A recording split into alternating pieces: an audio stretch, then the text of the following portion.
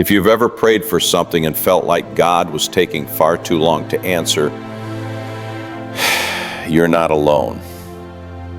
We live in a world that rewards speed.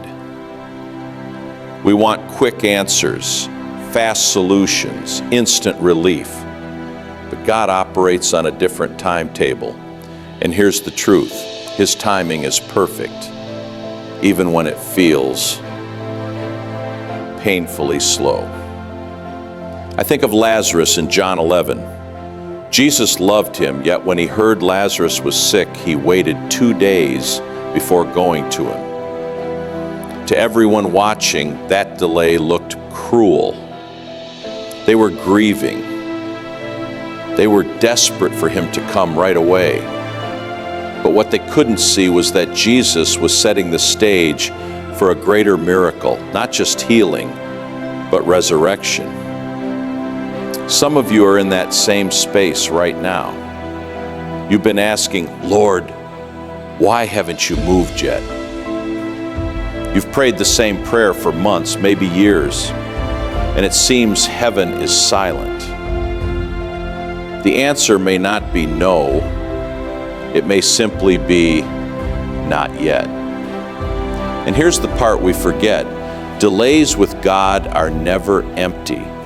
They are always filled with purpose.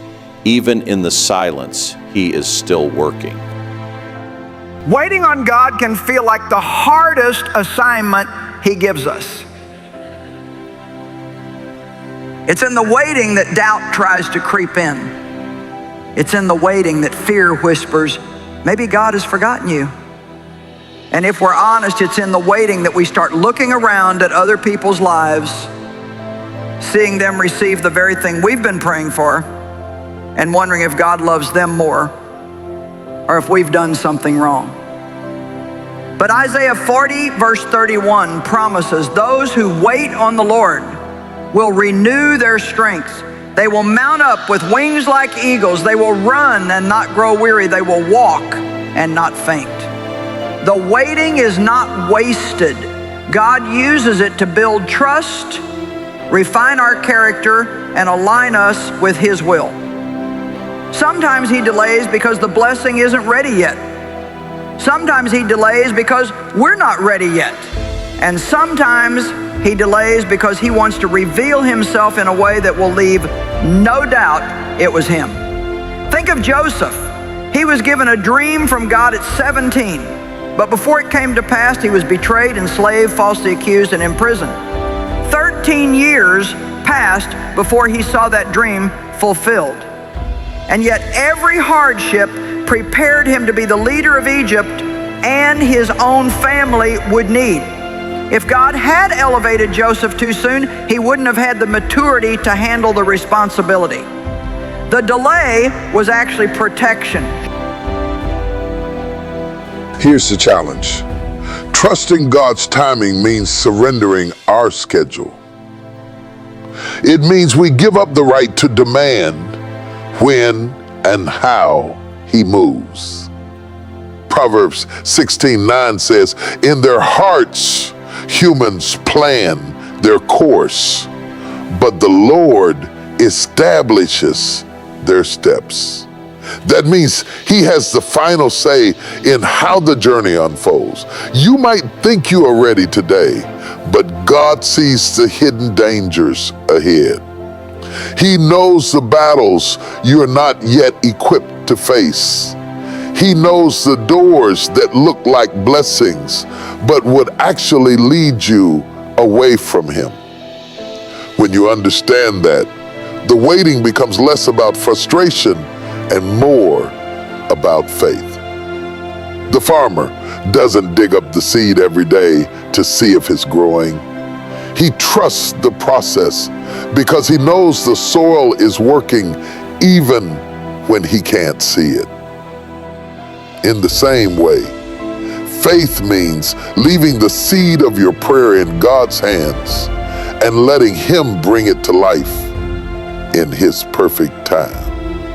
And this is where we must guard our hearts, because impatience often pushes us to settle for less than God's best. But patience positions us for the exact blessing God intends. Maybe right now you feel like God has forgotten you. The promise He gave you feels so far away, you started to doubt whether it was ever real. But Psalm 27:14 says, wait for the Lord. Be strong and take heart and wait for the Lord. It's not just a suggestion, it's a command. And it comes with the assurance that God never wastes those seasons. Waiting does not mean doing nothing.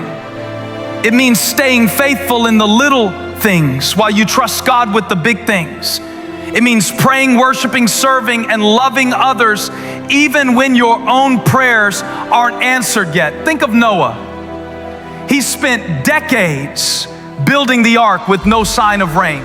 Think of Abraham and Sarah. They waited 25 years for Isaac. And yet, when God's time came, nothing could stop His promise from being fulfilled. If God could be faithful to them, He will be faithful to you. So here's my challenge to you. Stop seeing the waiting as punishment. Start seeing it as preparation. God's timing is never off.